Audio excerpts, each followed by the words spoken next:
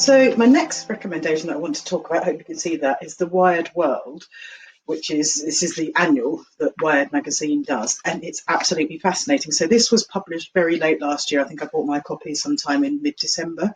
So it comes out very late in the year and talks about all the essential trends that are going to start happening the following year, so 2020. What's really interesting, bearing in mind at the time that coronavirus was only just on the horizon, is how many things are really sort of accurate without them sort of realizing why. So I'm just going to take you through a few of the pages I've marked in here. So one of them talks about 2020 will usher in a new era of 2020 will usher in a new era of digital human rights. That's interesting because at the moment in the UK, we've got a government who, for good reasons, are trying to do a tracking app so they can track the spread of coronavirus. A lot of people are bulking against that because it's like you've got a lot of information on this. We've already got problems with Facebook and Cambridge Analytica and all of that sort of thing. How much more information do you want and how much are you going to be tracking us? So that's interesting that they're talking about a backlash that will happen. And it seems that it's actually already starting to happen. So digital human rights, that's an interesting one. Another one that caught my interest, obviously, again, at the moment with coronavirus, we've got schools closed down. So we're going to be relying on technology a lot more to ensure that children are taught. And one of the things they're talking about in here is software will help pupils learn at their own pace. This is talking about smart tools and smart platforms and standardized testing, all of that sort of thing. So that's an interesting one, and that could be something that will come to the fore. Not just schools, but universities as well. So that was another interesting one. Another one was about bioengineering will help to sort of reinvent manufacturing, and it's also talking about the way our food is put together. So bioengineering, it's always been something of a bogeyman, sort of bioengineering and mucking about with food, but it's what will help us to sustain it. So there's a new wave of this, which is much greener, much better for the planet. So that could be a really interesting change. And again, we've seen the possibility because of what's going on, there's going to be food shortages in other countries and possible famine. So we've got to come up with something that is actually sustainable. It's another one. Another bit I found interesting. Now, this, from my point of view in particular, was racism will become normalised. And from my point of view, it has. We've got Donald Trump in the White House. Let's not lie about it. The guy is a white supremacist. He has other guys who are white supremacists around him. There's no sort of doubting about that. His base, the people who support them, don't really like people who aren't quite the same colour as them. So racism is kind of out there and proud. And here in the UK, we've got Boris Johnson talking about watermelon smiles and all of that sort of thing. And apparently that's fine, and the newspapers aren't having a go at him about it. But, it's just the way it is. It's just Boris.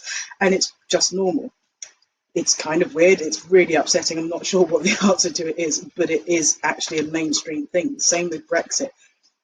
The day after Brexit, someone called me the N-word, and they were really pleased about it because they were allowed now to be out and proud about their proclivities to be racist. It's quite amazing, but that's how it goes.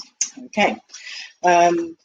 Here's another interesting one. Universities will offer subscriptions-based lifelong learning. I think that's really interesting, especially at the moment, because are people going to be coming over here to go to universities from other countries? Are people going to be moving around because of coronavirus? It's going to change the way people do things. Now, of course, we have open university in this country. There's probably other things in other countries as well. But the idea of lifelong learning and keep going back and you don't sort of stop learning, I think is brilliant.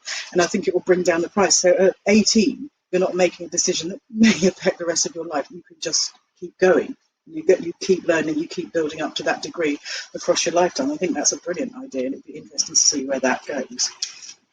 And what else have we got in here? So many goodies. So another bit that's interesting. Businesses will stop obsessing about growth and focus on profitability. I think that's a really good idea, and I hope it sort of starts to build into how they treat their staff as well, to sort of more about, I hate the term human capital, but how are you treating your people, what's going on with them? So it's not about let's just grow. It's like, okay, what are we producing? How are we doing it? How can we make it profitable? So yeah, like the idea of that. It's also saying, I've just noticed this one, the most talented will reject your job offer and found their own startup. I think some of that's going to be, again, because of coronavirus, because there aren't the jobs out there. So I think a lot of people are going to be like, you know what, I'm going to try and go out on my own because that's the situation they're put in. So we're going to see a lot of interesting startups coming through over the next few months and years, I think. Now, here's an interesting one, page 105. Flexible working will find its focus. Now, isn't that funny? I still think a lot of companies are very, very resistant and really into presenteeism, and you can't possibly work if you're not in the office.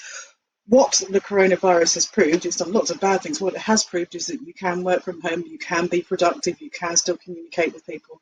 The tools, although not perfect, are out there for people to be able to actually work from home.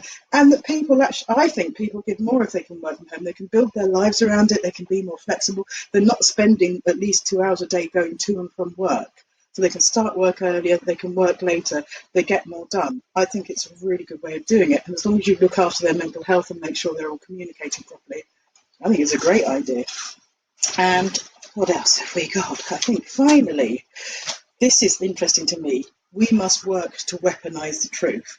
It's talking about the slew of disinformation that's out there. You look at Twitter, you look at Facebook, you look at all these platforms, and they are full of lies. You look at the mainstream newspapers and they just print their spin on something. Instead of write, this is what's happening, it's 1, 2, 3. It's like, yeah, well, it's kind of 1.5, 2.5, and 5.